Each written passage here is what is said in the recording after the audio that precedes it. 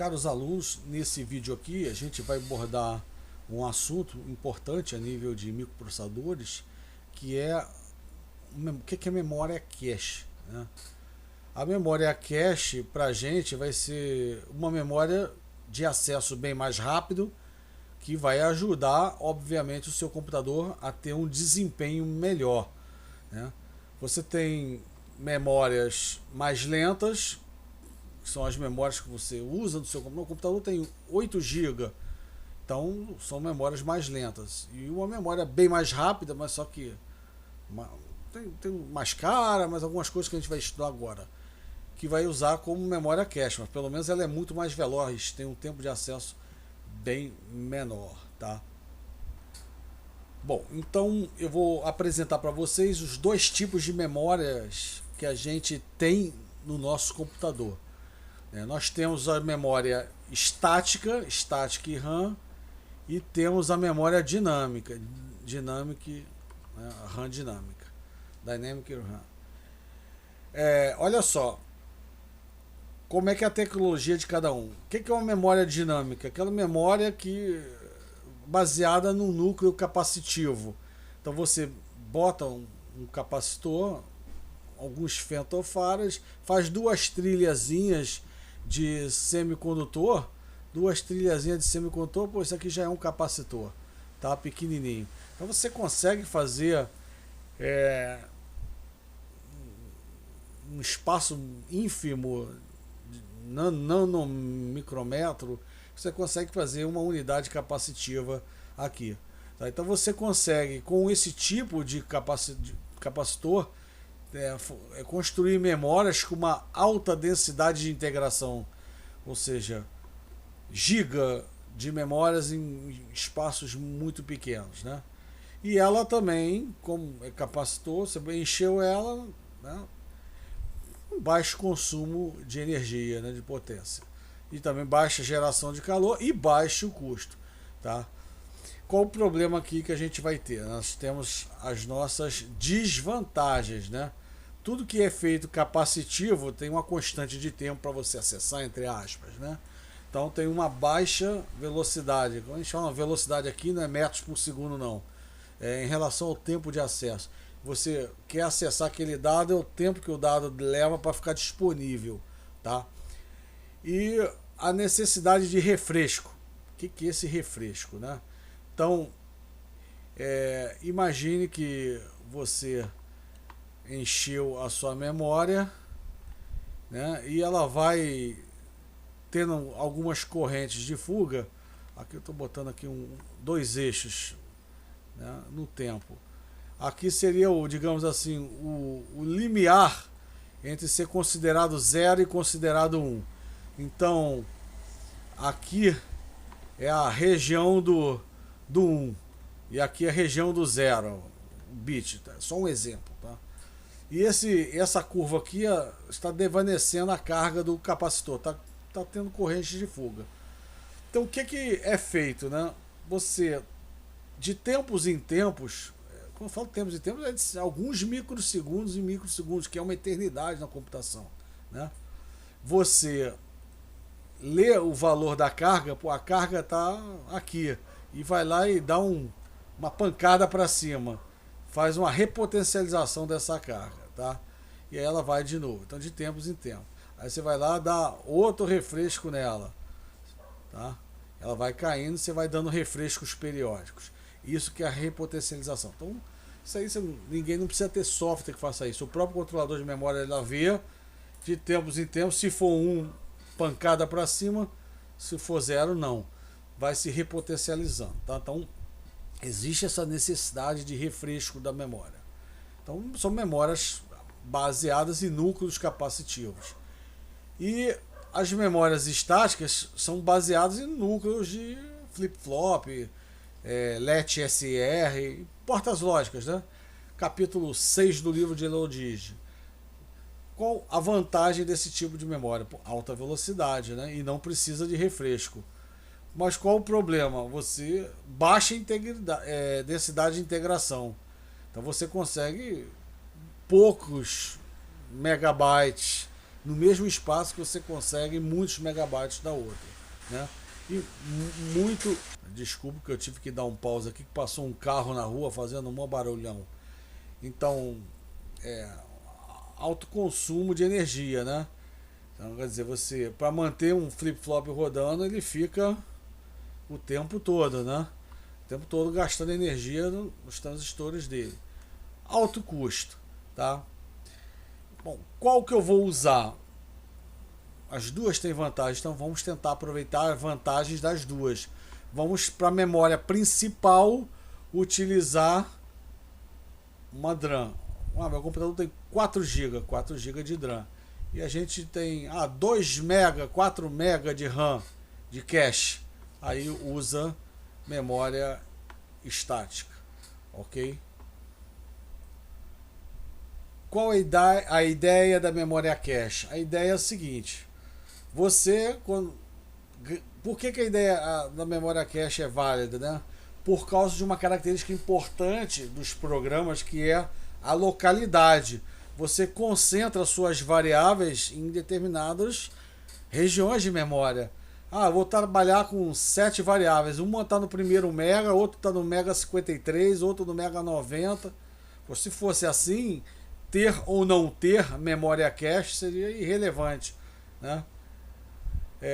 Então, graças à localidade, a sua região de variáveis e códigos estarem próximas, né? Aí sim que você vai aproveitar. Você bota um bloco de memória e mapeia ali na cache, né? Então, quando você vai acessar a memória, uma variável, por exemplo, se ela está no cache, diz que você acertou, né? Se não, você vai ter uma falta, você vai ter que ir na RAM, vai gastar mais tempo, tá? Você tem a taxa de acertos, que é um componente importante, né, no seu desempenho, né? Então, o circuito controlador de cache, esse circuito normalmente já está integrado na CPU. Antigamente ele ia no chipset da máquina, que eu não vou comentar o que é chipset ainda. Então, a memória principal, o DRAM, e a memória cache seria a SRAM. Só uma historinha rapidinha: antigamente a memória cache era cara, né? Então você comprava placa-mãe, na época dos 386, as memórias cache eram externas ao processador, né? Um dos primeiros trabalhos que eu fiz quando eu cheguei ao CETEX, nós recebemos lá no CETEX alguns computadores e eu fui participar de uma perícia, né? Eu e mais um pessoal do Laboratório de Processamento da Informação na época, lá no D13 ali do CETEX, recebemos, e dos 5 computadores nós descobrimos que 3, o cara pegava um chip de memória cache. O que ele fazia? Ele raspava o número para ninguém saber que chip que era e botava, mas na verdade a gente sabe para que ele raspava, né? Raspava para botar um chip vazio, um chip que não tinha nada dentro. Então a gente rodava alguns programas para medição de desempenho e via daqueles 5 computadores, em 2 estava funcionando bem, e em 3 o computador era uma carroça. Por quê? A memória cache despencava. Você não ter a memória cache, o computador vai funcionar, mas vai despencar no desempenho. Tem até um exercício que eu fazia esse exercício, tinha no livro anterior, né? E agora não tem, que a gente fazia a comparação de desempenho. Você mais do que dobrava o desempenho de uma máquina, o fato de você ter memória cache. Porque toda vez que você for a memória, tem que gastar, por exemplo, 60 nanosegundos. É um problema, né? Se você pode gastar 5 nanosegundos para ir na memória cache, há uma diferença enorme, né? Então, esses tempos grandes de computadores mais antigos, a memória cache era muito dramático, a influência era dramática no desempenho da máquina. Bom, então aqui na página 135, quais as funções de um controlador de cache? Importante, né? Bom, quando você for acessar, determinar se aquele endereço que você vai acessar está ou não está na memória cache, né? Então você usa, faz um mapeamento, usa tags de identificação tal ou não está, né?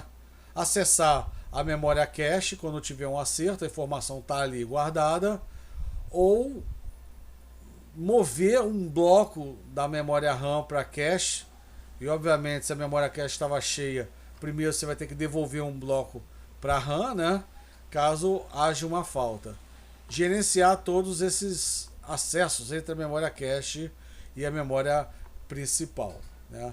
Então, aqui nesse caso aqui, né, mover dados da memória principal para o cache e vice-versa, né? Quem você vai descartar, né? Então a gente diz que usa o algoritmo menos usado recentemente, né? Nem o menos usado, que ele acabou de entrar no cache, então foi muito pouco usado. Ah, mas o cara tá muito velho lá. Não, mas ele pode ser muito velho, mas sendo acessado o tempo todo. Então, nesse caso, tem que ser menos usado recentemente, né? Não pode ser simplesmente menos usado e nem mais antigo.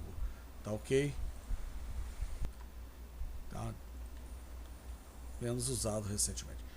Bom, organizações do cache. Como é que você vai usar o cache? Então tem 3 mapeamentos. Isso aqui está muito genérico, tá? Só para dar uma ideia, né? O que seria o cache mapeado diretamente? Qualquer parte da unidade de memória DRAM pode entrar na memória cache, né? Mapeado diretamente. Então, quer dizer, é o que está mostrando aqui nessa figura. Não, desculpa, o mapeamento direto, você pega, divide a memória, só um pedaço desse cara pode entrar aqui, só um pedaço dessa memória pode entrar aqui, só um pedaço dessa memória pode entrar aqui. Você faz um mapeamento, tá? Dá para ver que tem algumas restrições, né? Você pode ter totalmente associativo, aí sim, aquele que qualquer cara pode entrar em qualquer lugar, né? Aí dá uma lida nas desvantagens. E é claro que sempre tem um terceiro caso, que é aquele que vai ponderar, né? Ponderar os 2 casos anteriores, que seria esse terceiro caso aqui, que vai ser usado, que é o associativo por grupo. Isso aí eu peço para vocês darem uma lida, só para ter uma noção. Ninguém vai decorar nada não, tá? Temos também as técnicas de atualização do cache, né? Então, vamos ver o que é a escrita direta. Toda vez que estiver uma escrita, você escreve no cache e logo em seguida escreve na memória principal, já que tem que ser só um espelho, né? O cache, né, o espelho do que está na RAM, então você tem que escrever nos 2. Como é que você faz? Escreve um e logo depois no outro, né? São lentos, não é eficiente, né? Mas foi usado na primeira memória cache interna, né? Que a primeira memória cache interna a um processador foi usada no 486, tá? E obviamente a contra-escrita, né? Você, quando vai escrever um dado, você atualiza no cache primeiro, fica permanecendo disponível para a CPU, e quando for ficando velho ou a posição dela foi requisitada pela CPU, tem um algoritmo assim que pondera tudo, né? Aí ela vai lá e atualiza também na memória principal, tá?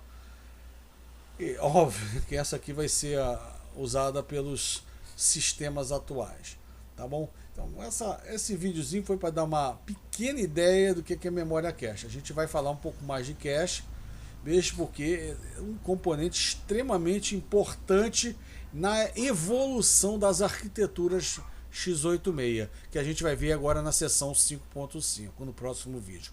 Forte abraço!